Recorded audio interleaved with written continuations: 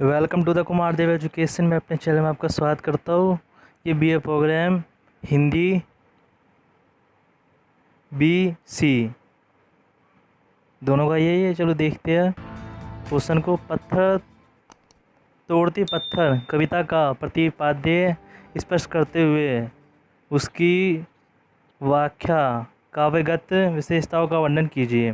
तोड़ते पत्थर का संवाद 1935 में लिखी गई थी।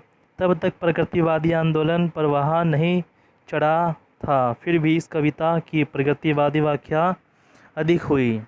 यह बात नज़रअंदाज कर दी गई कि इस तरह के शब्द चित्र निराला पहले भी गढ़ चुके थे। जैसे 1923 में भिक्षुक। किसी ने इस कविता में पराधीन भारत की व्याख्या का स्पष्ट देखा तो किसी ने निराला के व्यक्तिगत जीवन की निराशाओं की छाया देखी। हाल में आलोचक कर्ण सिंह चौहान ने इस कविता की पूर्ण व्याख्या का प्रस्ताव किया है। उनके सोच की दिशा इस उदाहरण से समझ में आ जाएगी। कामगर मजदूर ही नहीं स्त्री दृष्टि में है, इसलिए गाय भंग है उसका साम तन सुधर कंपन भर बाधा यौवन भी दिख जाता था। इस आकर्षण को और बढ़ा देता है।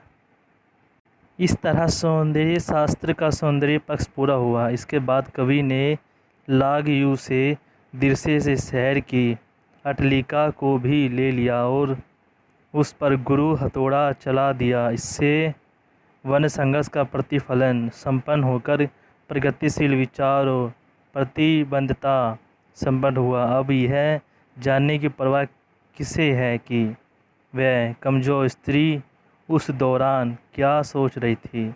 एक बात व्याख्याओं में अभ्यंग है, कविता के शब्दों से गुजरने की कोशिश किसी ने नहीं की। यहाँ की तो दिखता नहीं है, दिखता कुछ ऐसा है। प्रगतिशील कविता है तो उसके यह मायने होते हैं, या शब्द चित्र है तो उससे छायावादी काव्य का विस्तार मान लेते हैं। या चलो निराला जो वस्तुत प्रतिगामी ब्राह्मण था का मूर्ति भाजन करते हैं। जब कविता लिखी गई थी तब निराला संवत लखनऊ में रह रहे थे।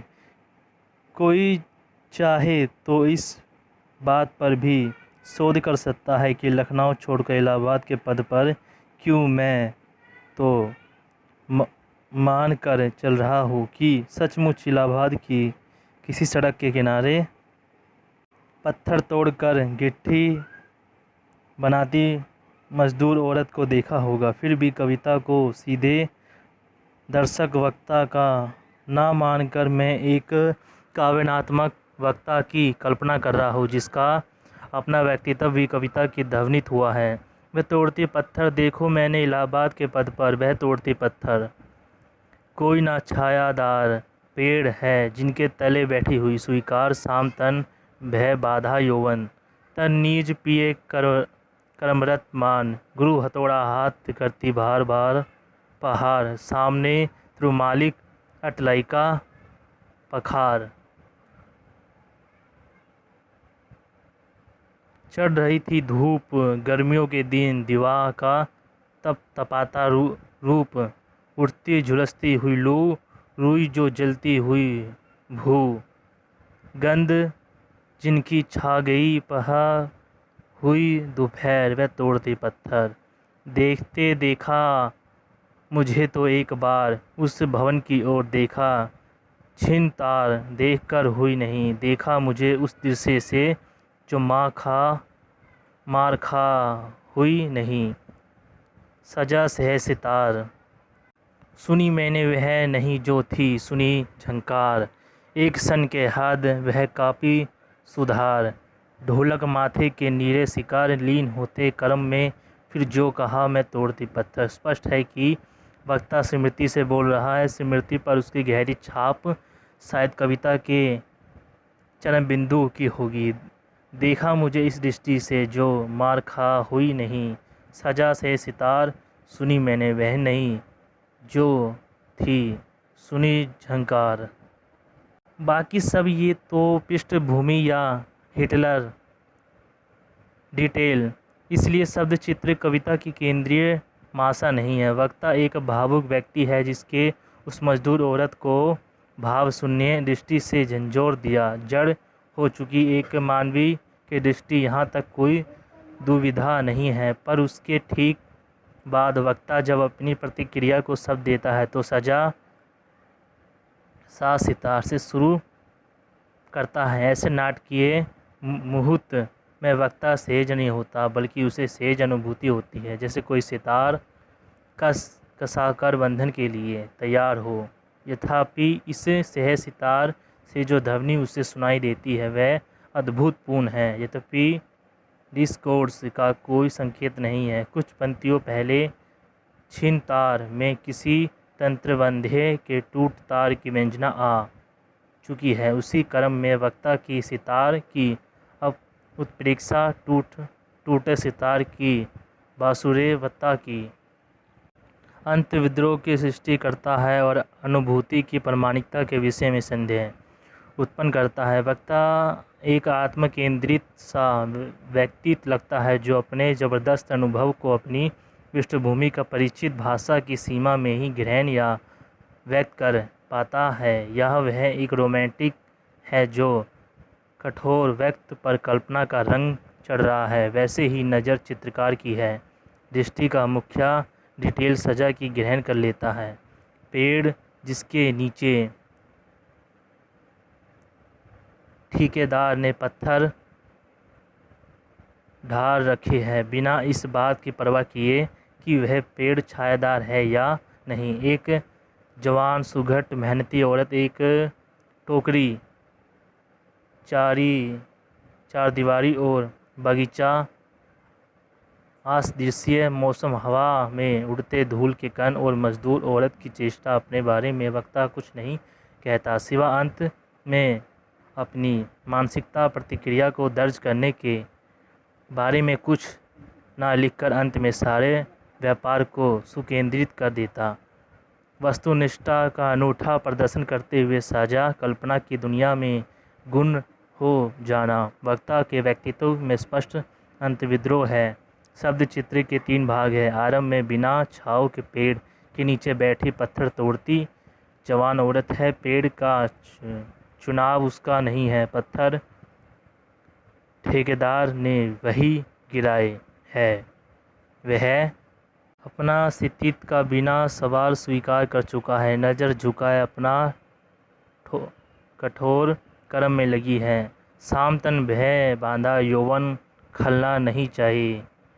वक्ता ने भारी पूरी जवान औरत देखी तो केवल गरीब मजलूम की भावमूर्ति के नाम पर दुबली हडियाल या अधेड़ औरत को क्यों लाए। यह प्रकृतिवादी साहित्यिक दुर्गरा पर अर्थ की विजय है। स्वीकार का प्रयोग भी चमत्कारिक है, परंतु कर्मरत मन की क्या संगति। स्वीकार और प्रिय में अंत विद्रोह है। प्रिय कर्मरत मन चित्र के नाम से चिपकाया सा लगता है। वस्तुनिष्ठ सब चित्र में वक्ता के रोमांटिक मन का हस्तक्षेप हुआ है। यही बिना किसी भूमिका के सड़न के दूसरी ओर खड़ी एक बगीचे और चारदीवारी से लैस ठोटी आ जाती है। मुझे लगता है यह ठोटी सड़क बनाने वाले ठेकेदार की है। ये ठोटी चित्र का अदृश्य की भूमिका में आती है। गुरु हथौड़े के पहाड़ के साथ उसका संधान कई यह भी इंगित करता है कि हमारी नायिका के अंदर कोठी बनाने या उस जैसों के प्रति आक्रोश बहुत गहरे दबा है शायद। दूसरे भाग में ग्रीष्म ऋतु की चढ़ती बोला लगभग दोपहर की धूप और धूल का चित्रण है। ये अस बड़ा प्रभावी है। गद की चिनगारियाँ अद्भुत प्रयोग है और अंत में यथापरक अविकार प्रवृत्ति वह तोड़ती पत्थर। तीसरा भाग मनोवैज्ञानिक है। औरत को एहसास होता है कि वक्ता उसकी ओर देख रहा है। थोड़ी देर के लिए वह अपना काम रोक कर छिन्न तार ठोटी की ओर देखती है, वहाँ कोई नहीं दिखता तो वक्ता की ओर देखती है। मैं कल्पना कर रहा हूँ कि छोटी ठेकेदार की है। औरत अवरस्त हो लेती है कि कोई देख तो नहीं रहा है कि उसने काम थोड़ी देर के लिए रोक दिया। उसके बाद वह वक्ता की ओर देखती है। उसकी आंखें भाव शून्य हैं। मार खा ना रोने वाली आंखें, पर मार खाने की पीड़ा और खा कर रोने का निश्चय, इन सब के चिन्ह तो उस दृष्टि में होंगे बहुत गहरे। दबा कोई हमस, कोई आक्रोश जरूर होगा जो हथौड़े की मार में प्रकट हो रहा है।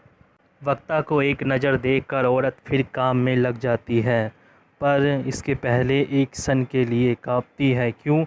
मौसम की